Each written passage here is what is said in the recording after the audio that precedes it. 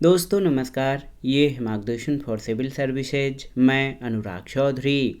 दोस्तों यूपीपीसीएस प्रारंभिक और मुख्य परीक्षा में सामान्य अध्ययन के महत्वपूर्ण प्रश्नों के रिवीजन के क्रम में इस वीडियो में प्रस्तुत है यूपीपीसीएस 2016 के मुख्य परीक्षा में पूछे गए भारतीय इतिहास से संबंधित महत्वपूर्ण प्रश्न, जो आपके आगामी परीक्षाओं के लिए बहुत ही उपयोगी हैं। तो आइए शुरू करते हैं आज का वीडियो। यूपीपीसीएस मुख्य परीक्षा 2016 में भारतीय इतिहास के अंतर्गत पूछे गए महत्वपूर्ण प्रश्न। पहला प्रश्न है, निम्नलिखित शासकों में किसने हर्षवर्धन को पराजित किया था? तो आप जानते हैं पुलकेशिन द्वितीय, ऑप्शन डी। दोस्तों आप जान लीजिए कि पुलकेशिन द्वितीय चालुक्य वंश का शक्तिशाली शासक था। हर्षवर्धन और पुलकेशिन द्वितीय दोनों के राज्य की सीमा नर्मदा नदी थी। दोनों ही शासक अपने राज्य के विस्तार की महत्वाकांक्षा रखते थे। फलस्वरूप दोनों के मध्य नर्मदा नदी के तट पर युद्ध हुआ, जिसमें हर्ष की पराजय हुई। इस युद्ध के विषय में दो प्रमाण मिलते हैं।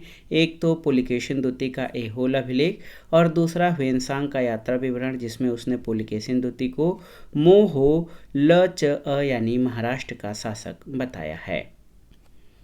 अगला प्रश्न है, सीयूकी नामक यात्रा विवरण निम्नलिखित में से किससे जुड़ा है? तो सीयूकी यात्रा विवरण ये ह्वेनसांग का है। ऑप्शन डी आपका सही उत्तर है। ह्वेनसांग का भ्रमण वृत्तांत सीयूकी के नाम से प्रसिद्ध है। वो हर्षवर्धन के शासनकाल 606 से 647 ईस्वी में भारत भ्रमण पर आया था। अपनी भारत यात्रा के ऊपर उसने एक ग्रंथ लिखा जिसे सीयूकी कहा जाता है। इस ग्रंथ में 138 देशों का विवरण मिलता है। ये हर्षकालीन भारत के समाज, धर्म और राजनीति की जानकारी का महत्वपूर्ण स्रोत है। और हुईल ने ह्वेनसांग की जीवनी लिखी है। ह्वेनसांग को विदेशी यात्रियों का राजकुमार भी कहा जाता है। अगला प्रश्न है, जैन तीर्थंकर पार्श्वनाथ की निम्नलिखित स्थानों में मुख्यतः किससे संबंधित थे? वाराणसी, कौशाम्बी, गिरिव्रज या चंपा? तो सही उत्तर वाराणसी। पार्श्वनाथ जैन धर्म के 23वें तीर्थंकर हैं। इनका जन्म वाराणसी के राजा अश्वसेन के यहाँ हुआ था। इनकी माता का नाम वामा देवी था और इनका चिन्ह जो है वो सर्प है। अगला प्रश्न है कि निम्नलिखित में से किस स्थल से द्विशव संस्कार यानी डबल बरियल का प्रमाण मिला है? तो दोस्तों आप जान लीजिए कि लोथल से सर्वाधिक 3 युगल समाधियों के साक्ष्य मिले हैं। कालीबंगा से 1 युगल समाधिकरण का साक्ष्य मिला है। राखीगढ़ी से युगल समाधि प्राप्त हुई है। यदि संख्या को आधार माना जाए तो सही उत्तर लोथल हो जाएगा, ऑप्शन सी। लेकिन यदि प्रमाण को आधार माना जाए तो सी और डी दोनों ही सही उत्तर हो जाएंगे।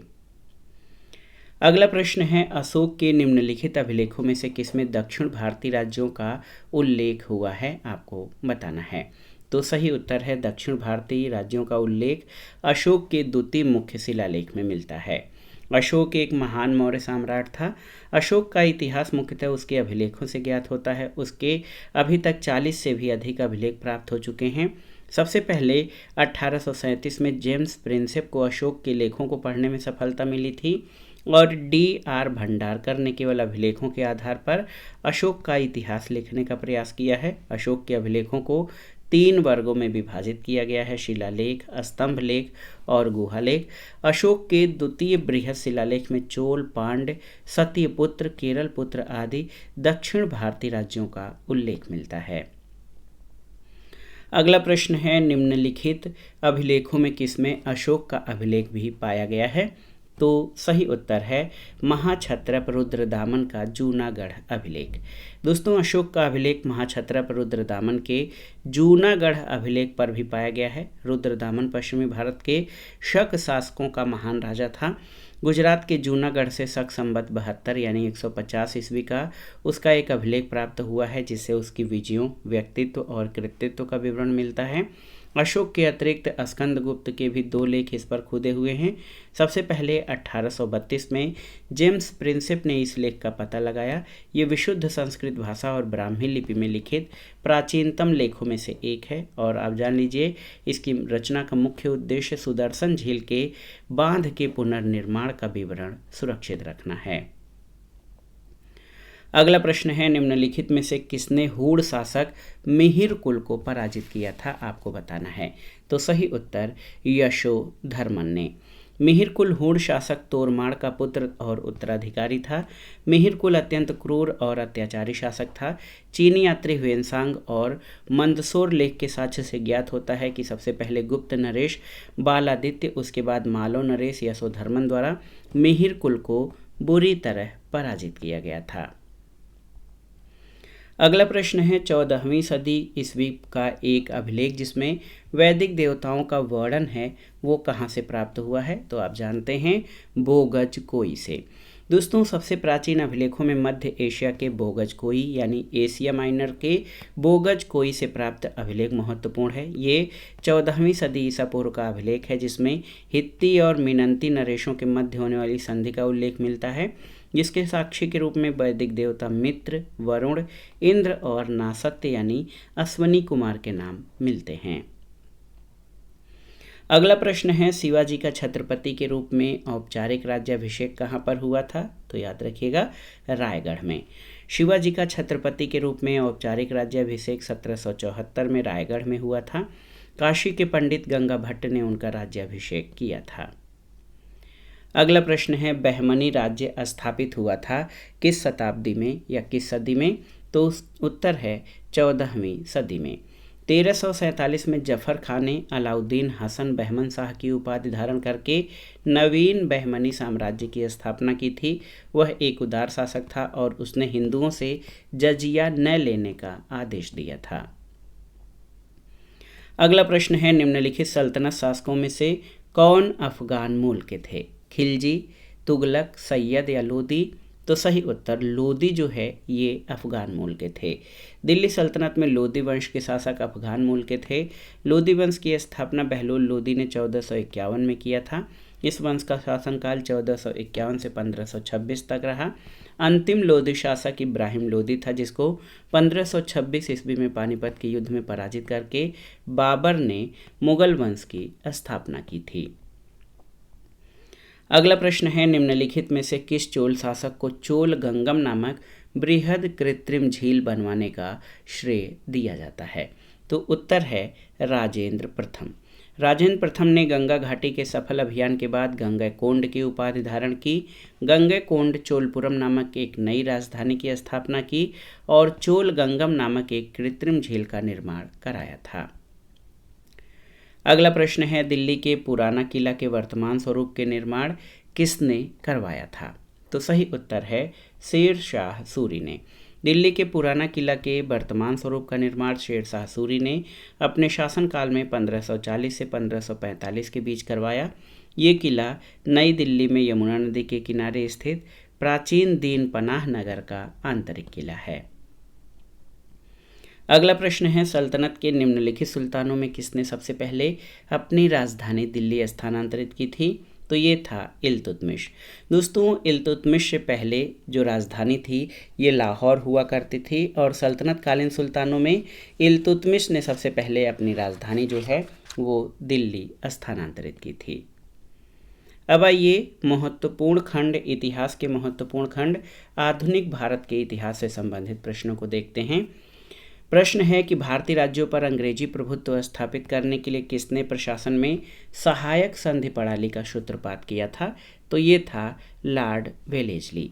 लॉर्ड वेलेस्ली प्रथम अंग्रेज था जिसने भारतीय राज्यों को अंग्रेजी राजनैतिक परिधि में लाने के लिए सहायक संधि प्रणाली का सूत्रपात किया। डुप्ले प्रथम यूरोपीय था जिसने भारत में सहायक संधि की नीति का अनुसरण किया और अपनी सेना भारतीय राज्यों को किराए पर दी थी। अगला प्रश्न है, बक्सर की लड़ाई के समय बंगाल का नवाब कौन था, तो आप जान लीजिए मीर जाफर। दोस्तों, बक्सर के युद्ध के समय बंगाल का नवाब मीर जाफर था।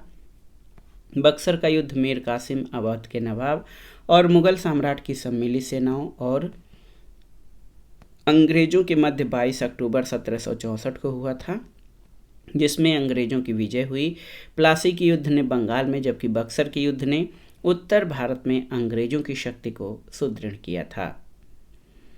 अगला प्रश्न है, निम्नलिखित में से किस अधिनियम के द्वारा अंग्रेजों ने भारत में सबसे पहले परोक्ष निर्वाचन प्रणाली की शुरुआत की थी, तो ये 1892 का अधिनियम था। 1892 के अधिनियम द्वारा अंग्रेजों ने भारत में सबसे पहले परोक्ष निर्वाचन प्रणाली की शुरुआत की थी। अगला प्रश्न है, चार्टर अधिनियम 1813 भारत के लिए महत्वपूर्ण समझे जाने का सबसे जो महत्वपूर्ण कारण है वो कौन सा था? तो सही उत्तर है, चार्टर अधिनियम 1813 के द्वारा भारतीयों की शिक्षा के लिए वित्तीय प्रावधान किया गया था। दोस्तों, चार्टर अधिनियम 1813 को भारत के लिए महत्वपूर्ण बनाने के लिए प्रावधान ये था कि विद्वान भारतीयों के प्रोत्साहन के लिए 1 लाख रुपया साहित्य के सुधार और पुनरुत्थान के लिए और भारतीय प्रदेशों में विज्ञान की उन्नति आरंभ करने के लिए पृथक किया गया था। इस धारा के अनुसार सरकार ने जनता में शिक्षा के प्रसार का बीड़ा उठाया था। अगला प्रश्न है, कौन poverty and un British rule in India के लेखक हैं? तो आप जानते हैं, poverty and British rule in India ये जो है दादा भाई नौरोजी की कृति है। इनको grand old man of India भी कहा जाता है। अगला प्रश्न है, अंग्रेजी ईस्ट इंडिया कंपनी द्वारा लड़े गए निम्नलिखित युद्धों में कौन सा सर्वाधिक निर्णायक था? तो सही उत्तर, बक्सर का युद्ध। मीर कासिम, अवध के नवाब और मुगल सम्राट की सम्मिलित सेना और अंग्रेजों के बीच 1764 में बक्सर का युद्ध हुआ, जिसमें अंग्रेज विजयी रहे। बक्सर का युद्ध निर्णायक सिद्ध हुआ क्योंकि भारत में अंग्रेजों को चुनौती देने वाला कोई दूसरा नहीं बचा। इलाहाबाद तक का प्रदेश अंग्रेजों के आधिपत्य में आ गया और दिल्ली का मार्ग भी खुल गया। प्लासी के युद्ध ने जहां बंगाल में अंग्रेजों की शक्ति को सुदृढ़ किया, वहीं बक्सर की विजय द्वारा अंग्रेज उत्तर भारत में और समस्त भारत पर अपना दावा करने लगे थे। अगला प्रश्न है, निम्नलिखित को सही कालानुक्रम में व्यवस्थित कीजिए। Dramatic performance, vernacular press act, north western provinces and Awadh act और बंगाल टेनेंसी एक्ट। तो इनको क्रम में आपको बताना है। ड्रामेटिक परफॉर्मेंसेज 1876 का है। वर्नाकुलर प्रेस एक्ट 1878 का है, 1878। इसके अलावा नॉर्थ वेस्टर्न प्रोविंसेज जो एक्ट है ये 1890 का है और बंगाल टेनेंसी एक्ट 1885, यानी याद रखिएगा कांग्रेस की स्थापना के समय। तो ABDC ऑप्शन ए आपका सही उत्तर है। अगला प्रश्न है, निम्नलिखित में से किसने नील की खेती के संबंध में चंपारण में महात्मा गांधी को आमंत्रित किया था? तो ये थे चंपारण के एक किसान राजकुमार शुक्ल। 1917 में चंपारण के राजकुमार शुक्ल ने नील की खेती के संबंध में महात्मा गांधी को आमंत्रित किया था। चंपारण की जनता तिनकठिया पद्धति को खत्म करने की मांग कर रही थी, जिसके अंतर्गत किसानों को अपने जमीन के 3/20वें हिस्से में नील की खेती करना अनिवार्य था। गांधी जी ने किसानों की ओर से आंदोलन किया। सरकार ने मामले की जांच के लिए एक आयोग गठित किया और बागान मालिकों ने किसानों से की गई अवैध वसूली का 25% वापस करना स्वीकार किया। अगला है, निम्नलिखित में से कौन उग्र राष्ट्रवादी नेता नहीं था? ऑप्शन है बिपिन चंद्र पाल, बाल गंगाधर तिलक, लाला लाजपत राय या गोपाल कृष्ण गोखले। तो सही उत्तर गोपाल कृष्ण गोखले। दोस्तों, गोखले एक उदारवादी नेता थे। उन्होंने वर्ष 1905 में सर्वेंट ऑफ इंडिया सोसाइटी की स्थापना की और महात्मा गांधी उन्हें अपना राजनीतिक गुरु मानते थे। अगला है, अगस्त 1947 में स्वतंत्रता दिवस के समारोहों में कौन नेता कहीं भी शामिल नहीं हुआ? तो ये आप जान लीजिए, महात्मा गांधी। अगस्त 1947 में स्वतंत्रता दिवस के अवसर पर महात्मा गांधी स्वतंत्रता दिवस के समारोह में शामिल नहीं हुए क्योंकि वो बंगाल के नोआखली में होने वाले सांप्रदायिक दंगों को शांत करा रहे थे। अगला प्रश्न है, 1921 का मोपला विद्रोह हुआ था कहाँ पर? तो सही उत्तर है मालाबार में। दक्षिणी मालाबार केरल के मुसलमान पट्टेदार का नामदार और खेतिहर यानी वेरूम पट्टमदार को मोपला कहते थे। यहाँ जमींदार हिंदुओं की ऊंची जातियों नंबूदरी और नायर जातियों से थे। वर्ष 1921 में हुए मोपला विद्रोह के 2 कारण थे। पहला, जमींदारों का अत्याचार और दूसरा, अंग्रेजी सरकार की खिलाफत विरोधी नीतियाँ।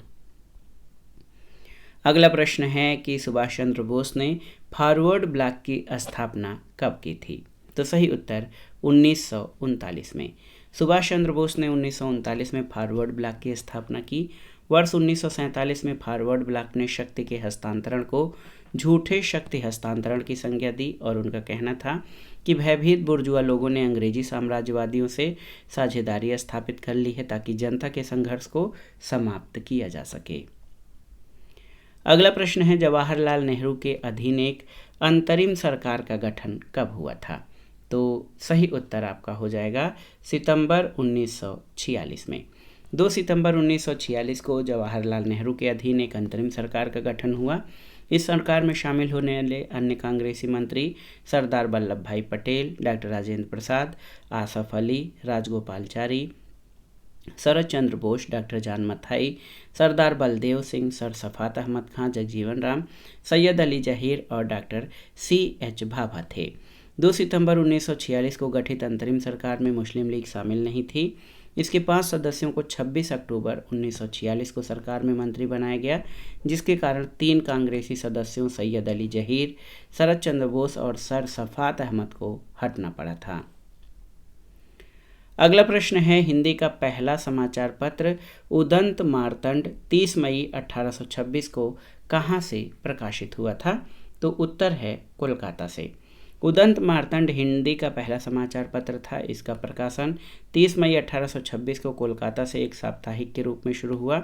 इसके प्रकाशक और संपादक जुगुल किशोर शुक्ल थे। अगला प्रश्न है, निम्नलिखित में से कौन लगातार 6 वर्ष तक भारतीय राष्ट्रीय कांग्रेस का अध्यक्ष था? तो सही उत्तर अबुल कलाम आज़ाद। ऑप्शन बी आपका सही उत्तर है। अबुल कलाम आज़ाद 1940 से 46 तक लगातार 6 वर्षों तक भारतीय राष्ट्रीय कांग्रेस के अध्यक्ष थे। आज़ादी के पूर्व ये सबसे लंबा कार्यकाल था। आज़ादी के बाद सबसे लंबे कार्यकाल वाले अध्यक्ष इंदिरा गांधी 1978 से 84, राजीव गांधी 1985 से 91, सोनिया गांधी 1998 से 2017 तक। सोनिया गांधी का कार्यकाल सबसे लंबा है।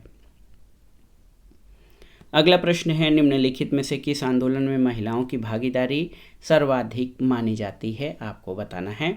तो सही उत्तर नमक सत्याग्रह में। महात्मा गांधी ने 12 मार्च 1930 को नमक सत्याग्रह की शुरुआत की। अपने 78 अनुयायियों के साथ उन्होंने दांडी मार्च किया और 24 दिन की लंबी यात्रा के बाद 6 अप्रैल 1930 को दांडी में सांकेतिक रूप से नमक कानून को तोड़ा। यहीं से सविनय अवज्ञा आंदोलन की शुरुआत हुई और इस आंदोलन में महिलाओं की भागीदारी सर्वाधिक मानी जाती है। अगला प्रश्न है, सर्वेंट ऑफ इंडिया सोसाइटी का संस्थापक कौन था? तो आप जानते हैं गोपाल कृष्ण गोखले। गोपाल कृष्ण गोखले ने 1905 में भारत सेवक मंडल या सर्वेंट ऑफ इंडिया सोसाइटी की स्थापना की थी। इसका उद्देश्य भारत की सेवा के लिए राष्ट्रीय प्रचारक तैयार करना था और संवैधानिक ढंग से भारतीय जनता के सच्चे हितों को प्रोत्साहन देना था। अगला प्रश्न है, निम्नलिखित में से कौन 1885 में स्थापित बम्बई प्रेसिडेंसी एसोसिएशन के संस्थापकों में से एक था? ऑप्शन है फिरोज शाह मेहता, पी आनंद चार्लू, M.V. राघव चेरियार या S.N. बनर्जी। तो सही उत्तर फिरोज शाह मेहता। दोस्तों 1885 में फिरोज शाह मेहता, बदरुद्दीन तैयब जी और K.T. तेलंग, जिनको कि बॉम्बे त्रिरत्न के नाम से जाना जाता है, इन्होंने बम्बई प्रेसिडेंसी एसोसिएशन की स्थापना की थी। अगला प्रश्न है कि भारतीय राष्ट्रीय कांग्रेस के निम्नलिखित अधिवेशनों में किसकी अध्यक्षता C. विजय राघव चेरियार ने की थी? तो सही उत्तर है नागपुर अधिवेशन 1920। C. विजय राघव चेरियार ने भारतीय राष्ट्रीय कांग्रेस के नागपुर अधिवेशन 1920 की अध्यक्षता की थी। लखनऊ अधिवेशन 1916 की अध्यक्षता अंबिकाचरण मजूमदार ने, गया अधिवेशन 1922 की अध्यक्षता चित्तरंजन दास ने और नागपुर अधिवेशन 1920 में सदस्यता शुल्क 4 आना किया गया ताकि गरीब से गरीब व्यक्ति भी कांग्रेस से जुड़ सके। अगला प्रश्न है, निम्नलिखित में से किसने 1904 से लगातार भारत को स्वशासन देने पर बल दिया था? ऑप्शन है S.N. बनर्जी, अरविंद घोष, फिरोज शाह मेहता या दादा भाई नौरोजी। तो सही उत्तर दादा भाई नौरोजी। दोस्तों 1904 में दादा भाई नौरोजी ने भारत के लिए स्वशासन या स्वराज की मांग की। 1906 में कांग्रेस के कलकत्ता अधिवेशन में इनकी अध्यक्षता में स्वदेशी आंदोलन, बहिष्कार आंदोलन, राष्ट्रीय शिक्षा और स्वशासन से संबद्ध 4 प्रस्ताव पारित किए गए थे। अगला प्रश्न है, अंग्रेजों ने रैयतवाड़ी व्यवस्था सबसे पहले आरंभ की थी कहाँ पर? तो सही उत्तर आपका हो जाएगा मद्रास प्रेसिडेंसी में, ऑप्शन डी। रैयतवाड़ी व्यवस्था सबसे पहले 1820 में टॉमस मुनरो ने मद्रास प्रांत में लागू किया। बाद में ये प्रथा बम्बई, सिंध, बरार, असम आदि इलाकों में भी लागू की गई थी। अगला प्रश्न है, निम्नलिखित में से किस कानून ने पहली बार भारत में एक क्रियाशील विधान परिषद का सृजन किया था? तो उत्तर है चार्टर एक्ट 1853। 1853 के चार्टर एक्ट द्वारा कार्यपालिका तथा विधायी शक्तियों को पृथक करने का एक निश्चित कदम उठाया गया। भारत के लिए पहली बार एक पृथक विधान परिषद की स्थापना की गई और विधान परिषद में 12 सदस्य होते थे। अगला प्रश्न है, निम्नलिखित में से कौन एक कैबिनेट मिशन का सदस्य नहीं था? ऑप्शन है Pethick Lawrence, John Simon, Stafford Cripps या ए.बी. अलेक्जेंडर। तो सही उत्तर जॉन साइमन। दोस्तों, कैबिनेट मिशन मार्च 1946 में भारत आया। इसके सदस्यों में Lord Pethick Lawrence, Stafford Cripps और ए.बी. अलेक्जेंडर थे। जॉन साइमन इसके सदस्य नहीं थे। कैबिनेट मिशन का मुख्य प्रस्ताव संविधान निर्मात्री संस्था या संविधान सभा का गठन, प्रांतीय विधानसभाओं और देशी रियासतों के प्रतिनिधियों द्वारा किया जाए। ऑप्शन दोस्तों, कैबिनेट मिशन के सदस्यों में पैथिक लॉरेंस, स्टीफन क्रिप्स और ए.बी. अलेक्जेंडर थे। अगला प्रश्न बहुत ही महत्वपूर्ण है। देखिए, अनहिलेशन ऑफ कास्ट पुस्तक के लेखक कौन थे? तो ये डॉक्टर बी.आर. अम्बेडकर की पुस्तक है। अनहिलेशन ऑफ कास्ट 1936 नामक पुस्तक के लेखक डॉक्टर बी.आर. अम्बेडकर हैं। अगला प्रश्न है, भारत के संदर्भ में शासन में पितृसत्तात्मक दृष्टिकोण किससे संबंधित माना जाता है? थॉमस मुनरो से, चार्ल्स ग्रांट से, हॉल्ट मैकेंजी या मैकाले से? तो सही उत्तर थॉमस मुनरो से। भारत के संदर्भ में शासन में पितृसत्तात्मक और स्वच्छंदतावाद यानी रोमांटिसिज्म दृष्टिकोण मुनरो, मैल्कम, एल्फिंस्टन और मेटकाफ आदि ब्रिटिश प्रशासकों को माना जाता है। वे भारतीय गांवों के गणतंत्रात्मक स्वरूप के समर्थक थे। मुनरो ने मद्रास में 1820 में रैयतवाड़ी व्यवस्था की शुरुआत की थी। अगला प्रश्न और आज के वीडियो का आखिरी प्रश्न है कि वारेंद्र घोष निम्नलिखित में से किससे जुड़े थे? साधना समाज से, अनुशीलन समिति से, अभिनव भारत से या स्वदेश बांधव समिति से? तो सही उत्तर है अनुशीलन समिति, ऑप्शन बी। वारेंद्र घोष और भूपेंद्र नाथ दत्त के सहयोग से कलकत्ता में अनुशीलन समिति का गठन किया गया और इसका मुख्य उद्देश्य था खून के बदले खून। 1905 के बंगाल विभाजन से युवाओं में उपजा आक्रोश अनुशीलन समिति की स्थापना के पीछे मुख्य वजह थी। तो दोस्तों, ये था आज का वीडियो। यूपीपीसीएस मुख्य परीक्षा 2016 में सामान्य अध्ययन खंड के अंतर्गत भारतीय इतिहास से पूछे गए महत्वपूर्ण प्रश्नों का रिवीजन। ये प्रश्न आपके आगामी यूपीपीसीएस प्रारंभिक परीक्षा, आरओ, लोअर पीसीएस और उत्तर प्रदेश लोक सेवा आयोग द्वारा आयोजित किए जाने वाले अन्य परीक्षाओं के सामान्य ज्ञान और सामान्य अध्ययन खंड के लिए बहुत ही उपयोगी है। आप इन प्रश्नों को तैयार कर लीजिए। वीडियो आपको कैसा लगा हमें कमेंट बॉक्स में ज़रूर बताइएगा। वीडियो को लाइक करें, शेयर करें और इस चैनल मार्गदर्शन फॉर सिविल सर्विसेज को सब्सक्राइब करें। वीडियो देखने के लिए धन्यवाद दोस्तों। नमस्कार।